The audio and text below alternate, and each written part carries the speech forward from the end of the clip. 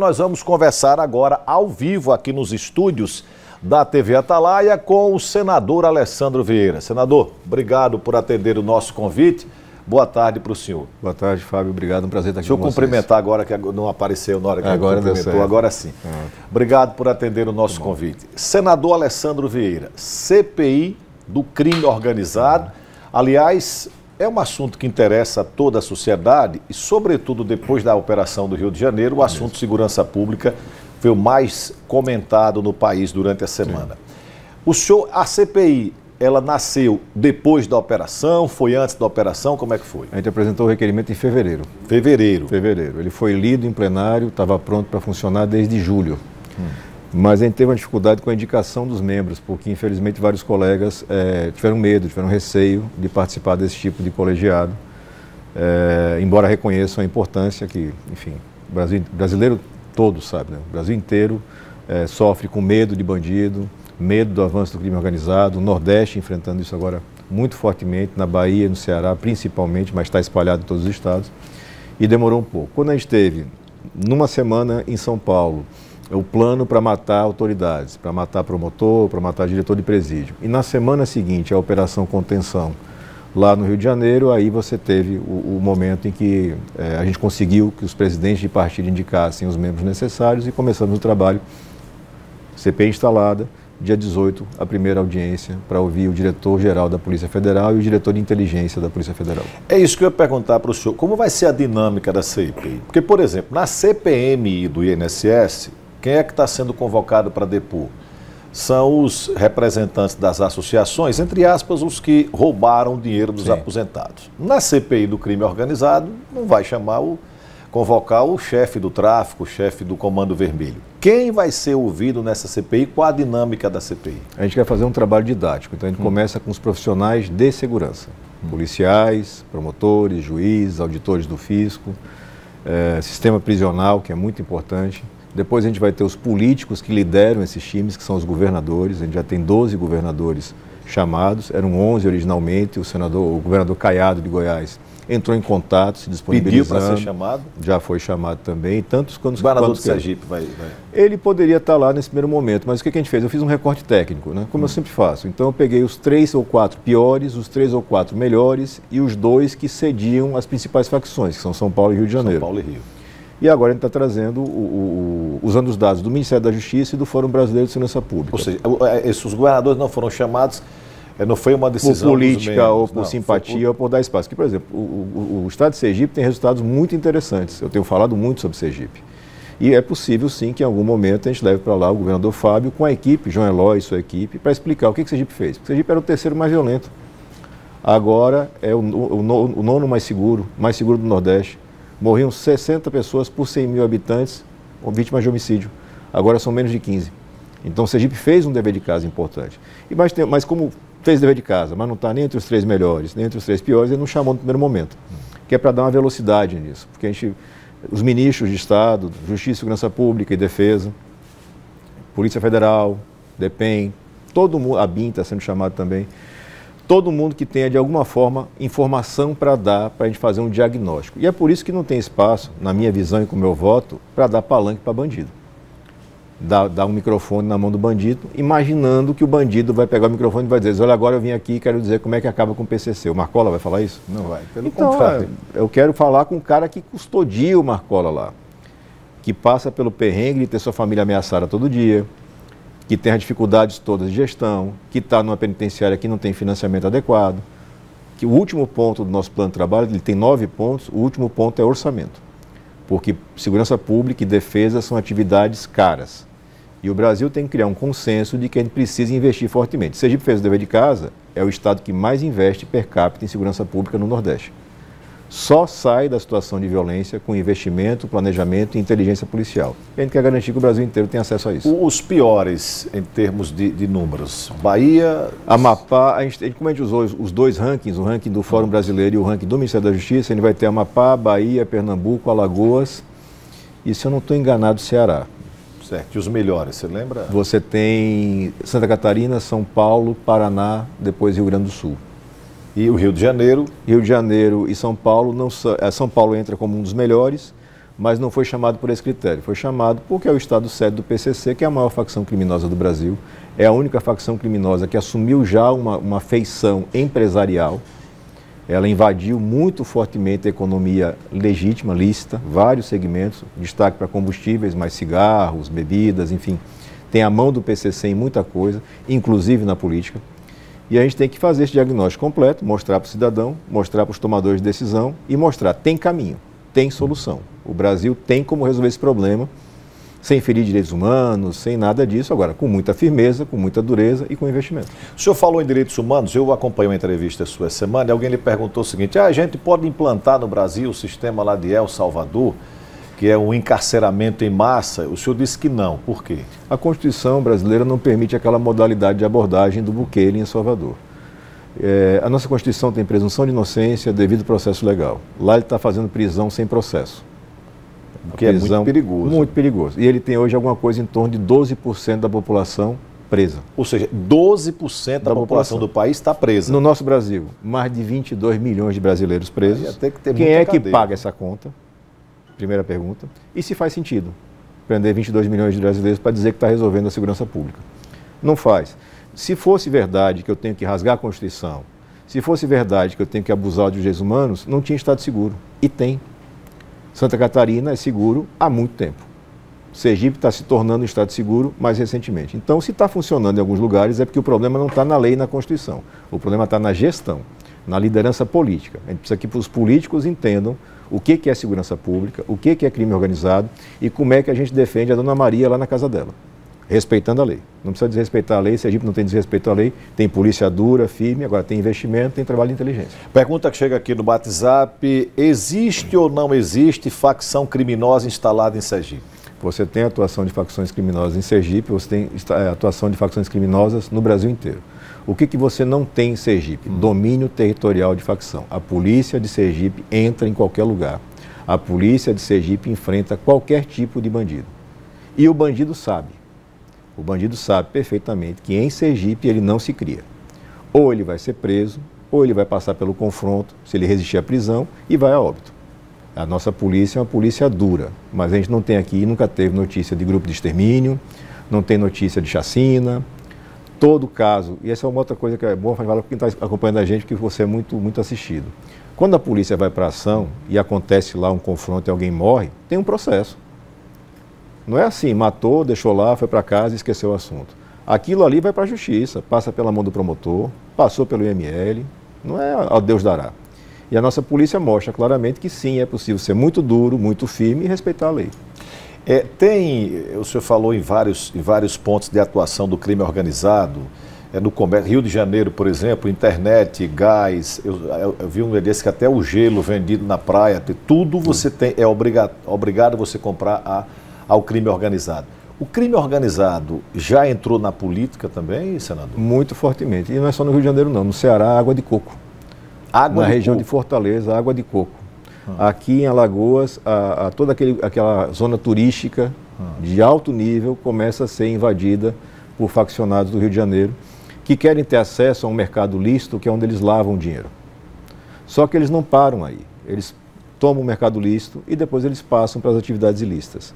O domínio territorial, a cobrança e a extorsão de comerciantes, moradores, a tomada de residências, é uma realidade também Brasil afora. O governo faz... O Ceará está muito forte. O governo é muito forte. Alguns estados perderam a mão e estão fazendo um esforço de retomada. Bahia, por exemplo. Bahia perdeu a mão totalmente e vem fazendo um esforço e um investimento para a retomada. Pernambuco tinha dados muito ruins. Pernambuco está entre os piores resultados. A governadora Raquel vem fazendo um investimento imenso. Vem contratando milhares de policiais para recompor. Quando a gente olha aqui para Sergipe, no passado, um pedaço do nosso problema foi esse. A gente passou 10 anos sem fazer concurso para soldado. Bandido não para de surgir.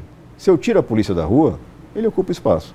Quando você devolve a polícia para a rua com inteligência, o bandido vai procurar outro canto, porque ele quer facilidade. Se ele fosse trabalhador, ele não era bandido. Ele quer vida mole, né? E a gente tem que, como operadores do Estado, encaminhar as coisas para resolver o problema. Então, no tocante à política, eles entraram pela porta do financiamento ilegal de campanha, ocupando um papel que o jogo do bicho ocupou lá no passado, que os agiotas ocupam hoje. O crime organizado vem fazendo financiamento de campanha, vem fazendo indicação de candidatos, Esses candidatos ocupam prefeituras, cargos no legislativo municipal e estadual, e a partir daí começam a drenar recursos públicos em licitações, em prestações de serviço, em emendas. É uma realidade que vem crescendo, ela está identificada, a gente quer ter esse mapeamento mais claro, mas ela está identificada, para que o cidadão fique sabendo que se ele vota naquele fulano, está votando num cara financiado pelo crime organizado, e para que os órgãos de controle sejam mais duros. Aí não pode ter tolerância com isso, não. Se ele perder o controle, ele não recupera o nosso país nunca mais. Senador, houve uma declaração do presidente Lula, depois da operação lá do Rio de Janeiro, ele fazendo críticas, dizendo que o que houve no Rio de Janeiro foi uma matança. Como senador e como delegado de polícia, como um homem que conhece o dia a dia da polícia, como é que o senhor avaliou a declaração do presidente? Uma declaração profundamente equivocada do presidente Lula. Ele verbalizou ali um preconceito contra a polícia. Porque na mesma frase ele está condenando previamente 2.500 homens que saíram para fazer seu trabalho e está absolvendo 120 bandidos. Nem eu estou dizendo que não teve erro na operação, nem estou dizendo que todos os 120 que morreram são bandidos. Mas você não pode fazer condenação prévia. Então ele mostra ali um preconceito que infelizmente existe, é enraizado com relação à atuação da polícia e que normalmente é mais verbalizado pela esquerda no Brasil. O caminho certo é o caminho do meio, é o caminho que você avalia a operação. Aquela operação a gente vai ouvir o governador Cláudio Castro, os secretários da Polícia e da Segurança do Rio de Janeiro, para que eles expliquem qual é o objetivo daquela operação. Porque trabalho de polícia tem que ter um objetivo, não é uma guerra. Guerra tem um objetivo, matar o inimigo. Ali eles queriam recuperar o território, não fizeram isso. Eles queriam cumprir mandados de prisão, a operação tinha 69 mandados de prisão, até onde eu tenho conhecimento, nenhum desses 69 foi cumprido, foram cumpridos os outros, 70, 80, mas esses não foram. Então, o que queria fazer com aquilo ali? Eles agora, mais recentemente, o secretário Vitor disse que não, eles estavam arrecadando documentos e mais provas para avançar em mais investigações. Então a gente tem que ouvir, entender que a polícia entrar naquele ambiente vai ter confronto. A gente está falando de 400, 500 homens armados com fuzil, com disposição, com coragem, com munição, para fazer um enfrentamento de 24 horas, se for necessário. Coisa que o Exército Brasileiro tem dificuldade em determinadas áreas, de sustentar um combate de 24 horas. Esses caras têm arma e têm munição na quantidade suficiente para fazer um enfrentamento ali de dia inteiro. Então, se a polícia decide entrar lá, vai ter confronto. E a polícia precisa entrar lá. Você não pode permitir que nenhum canto do Brasil seja vedado ao acesso do Estado. Agora, tem que entrar para tomar o território e tem que entrar para garantir que chegue lá assistência, saúde, educação e infraestrutura. Todas as vezes que se subiu o morro, confrontou e desceu, o crime só fez se fortalecer. Então a gente tem que ter esse entendimento que é técnico, mas sempre partindo do lugar certo, respeitando a polícia e condenando o bandido. Se a polícia errar, se o policial virou bandido, a gente condena o policial. Mas a gente parte do princípio de que a polícia está fazendo seu trabalho. O senhor falou em um preconceito que existe aí, basicamente, dos partidos de esquerda. O presidente da CPI é o senador Fabiano Contarato, delegado de polícia também, mas ele é do PT. Sim. Na sua avaliação, isso pode contaminar a CPI, ou seja, a CPI presidida por alguém que tem um viés mais de esquerda? Risco zero. Fabiano conseguiu um negócio extraordinário recentemente, um projeto de autoria do Fabiano Contarato, relatado pelo Flávio Bolsonaro e com a minha colaboração com emenda substitutiva, que mudou o tratamento do adolescente infrator. A questão do adolescente infrator é um tabu histórico da esquerda. Só que eu tenho adolescentes infratores que são faccionados, eu tenho adolescente infrator que comete crimes gravíssimos com violência, homicídio, latrocínio, tem estupradores. E eu não posso aceitar que esse adolescente, aos 17 anos ele cometeu o crime, com 20 ele está em casa, com a ficha limpa. Isso é inaceitável. Fabiano conseguiu apresentar um projeto, ele vindo do PT. O Flávio relator, eu ajudei nesse relatório com substitutivo, aprovamos por unanimidade, está na Câmara dos Deputados. Aumenta o tempo de internação, que hoje é de 3 para até 10 anos. Cria todo um regramento de endurecimento muito forte. Semana seguinte, 15 dias depois, aprovamos um outro pacote de endurecimento de crime violento. Já um pacote de antifacção, aí sim, feito, pensado e trabalhado por quem é da área. A autoria foi do Flávio Bolsonaro, o relatório meu, colaboração do Fabiano. Então não tem problema. Quando você tem objetivo e quando você tem liderança política no processo, você consegue inibir os excessos, as loucuras, os delírios para fazer gravaçãozinha de vídeo para a internet e concentrar no serviço, porque esse serviço é muito importante. O brasileiro não aguenta mais ficar com medo. E só quem vai resolver isso é o Estado. Não tem solução mágica. Não adianta aquelas loucuras de internet, o Donald Trump vai fazer, ele não resolve a dele. Vai resolver o daqui? Ele não está nem aí. Ele está cuidando com o dele, tentando cuidar do dele e com muita dificuldade, porque os Estados Unidos enfrentam uma epidemia de drogas sintéticas violentíssima, sem nenhum sinal de melhora. Então, a gente tem que cuidar do nosso problema, o problema é nosso. E o Brasil tem condições de resolver, desde que a gente faça as escolhas políticas efetivas e sérias. Um outro debate feito essa semana foi uma tentativa de se equiparar o crime organizado ao terrorismo. O senhor concorda, discorda? Não, tecnicamente está errado, né? Porque o terrorismo, tecnicamente, exige um objetivo religioso, político, né, ideológico. E as facções criminosas, elas têm um único objetivo, é dinheiro, é lucro. Então, não são terroristas. Mas você pode fazer equiparação para fins de pena, para fins de cumprimento de pena. E o Senado aprovou, relatório meu, em 2023, essa matéria. Em 2023, o senador Stevenson Valentim, do Rio Grande do Norte, que também é policial, um capitão da Polícia Militar, apresentou o projeto. Eu relatei numa comissão, Jorge Cajuru relatou na outra, foi aprovado. Desde maio de 23, está dormindo na Câmara dos Deputados. Aí agora tiram da gaveta uma ideia parecida para dizer, agora descobriu a mágica. Não tem mágica em segurança pública. Segurança pública é trabalho, investimento, continuidade, gente séria e conhecimento técnico. O projeto, como está esse novo da Câmara dos Deputados, ele cria um problema muito grande. Porque ele vai deslocar as investigações da esfera estadual para a federal. Quando você faz isso, por exemplo, a Polícia Paulista, que é quem entende mais de PCC, não vai mais poder atuar. Eu vou jogar isso nas costas da Polícia Federal, sem estrutura, sem pessoal, no juiz e no procurador da República, que nunca mexeram com isso. Então eu estou ajudando o bandido. Lei mal feita, lei feita correndo para aparecer na internet, tem essa consequência, ela ajuda o bandido. Agora, se a gente sentar com calma, se a gente ouvir os profissionais da área, a gente vai chegar num texto que endureça, porque a gente tem que endurecer, tem que ter mais tempo de cadeia, mas tem que ter cadeia de verdade. Porque enquanto estavam 2.500 homens da polícia do estado do Rio de Janeiro confrontando no Alemão, dentro de Bangu 1, os líderes estavam determinando as ordens de retaliação. E você tem um vídeo da Câmara de Segurança, eles estão soltos no corredor, se comunicando, conversando, e a partir dali você teve ordens para bloqueios na linha amarela, linha vermelha, aqueles ônibus todos que foram atravessados em vias. Quer dizer, os caras estão dentro do presídio, usando o presídio como escritório. Meu problema não é lei, não. Aí. Meu problema é seriedade na gestão e investimento. Eu tenho que garantir esse cara na tranca, sem acesso aos seus parceiros. Aí eu começo a fazer alguma coisa no viés do confronto. No viés de desarticular financeiramente, aí são outras medidas e a gente tem trabalhado com o COAF e Banco Central nessa linha. Para não deixar de abordar esse tema, o senhor é coordenador da bancada federal sergipana. Essa semana teve uma reunião do governador com os parlamentares. O que é que o governador levou como pedido de emenda, prioridade para Sergipe? O governador apresentou como prioridade a saúde. Teve acolhimento total da bancada, então a bancada vai encaminhar recursos para a saúde. A definição do valor, você passou por esse processo como deputado federal, ela se dá um pouquinho mais na frente.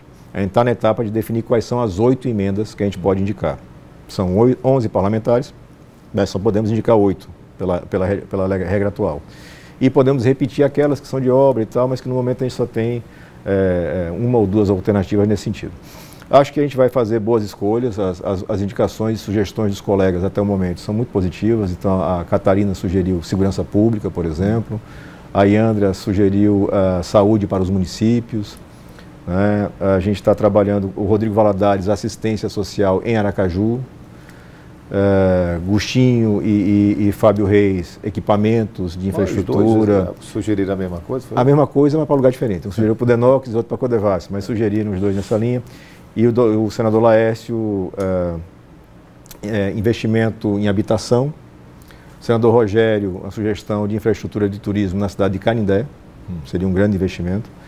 E a gente está avaliando, eu conversei com a prefeita Emília Correia, porque Aracaju precisa ter uma atenção, ela me apresentou um leque de sugestões, a gente vai apresentar também uma sugestão na linha de infraestrutura aqui para Grande Aracaju, como eu fiz no ano passado, porque com essa emenda a gente consegue atender Socorro, Barra, Itaporanga, Aracaju, então toda essa São Cristóvão, cidades grandes e que precisam de obras para melhorar o atendimento ao cidadão. Fechando essas indicações, sentamos novamente e fechamos o ranking, quais são as 8 que têm mais apoio, as 8 vão estar constando nas emendas de bancada. 420 milhões. O senhor falou em Socorro, o senhor teve ontem com o prefeito de Socorro e o prefeito de São Paulo, o que é que vocês foram tratar lá? A gente fechou uma parceria, formalizou um termo de cooperação entre a Prefeitura de São Paulo, que é a maior cidade da América Latina, e a Prefeitura Nacional de Socorro para transferência de tecnologia. Então, no primeiro momento, tecnologia para gestão de obras, gestão de pessoal, é uma economia para socorro direta de R$1 milhão pelo menos, que é o que custaria comprar um sistema parecido. E o prefeito Ricardo Nunes conversou bastante com o Samuel e abriu todo o leque de oportunidades que São Paulo tem. Então, toda a estrutura da empresa de urbanismo de São Paulo está à disposição de socorro, o sistema de segurança de São Paulo, que é muito interessante, está à disposição de socorro, com custo zero para socorro. Então, acho que foi uma conquista muito grande, Samuel, que a gente ajudou a viabilizar pelo contato MDB com MDB, liderando a segunda maior cidade do estado de Sergipe e a maior cidade da América Latina. Só mais uma perguntinha política agora, para não dizer que não falei das flores. O senhor candidato a senador, já falou aqui algumas vezes, a irmã do governador já disse que o candidato dela é o senhor, o primo do governador, o secretário Cláudio, já disse que é o senhor. O governador não disse ainda, mas está muito encaminhado que o senhor seja o candidato dele. Lhe incomoda a história de que Lula vai pedir a Fábio uma vaga de senador para Rogério, para o PT apoiar Fábio? Não, não me incomoda em nada. Essas construções políticas, para mim, elas são naturais do processo. É muito natural que o líder tente resolver o problema do seu partido ou do seu candidato. Quem decide é o eleitor no final do dia. E a chapa do governador, quem monta é o próprio governador. Vão ter 2 senadores na chapa, ele vai escolher os 2, vai indicar os 2 e vão fazer campanha. Se ele vai receber apoio do PT, do PL, de todo mundo, eu acho ótimo, porque eu defendo a reeleição de Fábio, eu acho que o Fábio está fazendo um bom governo. Mas não me preocupo com essas construções e não me preocupo também porque o governador sempre foi um homem cumpridor de palavra, não acho que ele vai mudar. Senador, obrigado. Viu? Tinha muita pergunta, mas nós somos escravos do tempo. Lhe agradeço muito por ter vindo aqui.